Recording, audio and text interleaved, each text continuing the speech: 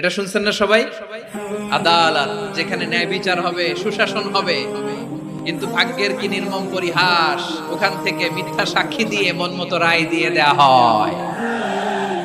এগুলোর পরিবর্তন হওয়ার দরকার আছে না নাই?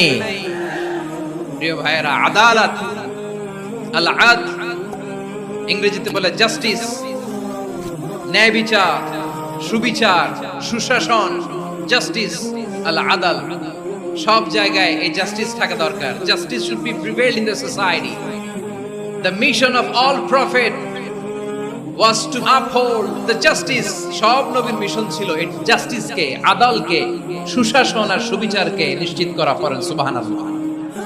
And the core message of every divine scripture was to uphold justice. পৃথিবীর সব আসমানি কিতাবের মূল শিক্ষা ছিল এই জাস্টিসকে সমাজে এনশিওর করা, সুবিচার, সুশাসনকে এনশিওর করা। তাহলে প্রিয় ভাইরা, আমরা বুঝতে পারলাম আল আদল শব্দের মানে হচ্ছে ইনসাফ বা সুবিচার বা ন্যায় বিচার। এটা হচ্ছে একটা general meaning, very general meaning. আপনি যদি ইন ডেপথ বুঝতে চান, আরো ভেতরে যান, তাহলে আদল মানে হচ্ছে সমন্বয়, আদল মানে হচ্ছে ভারসাম্য, ব্যালেন্স, আদল মানে হচ্ছে মধ্যম পন্থা।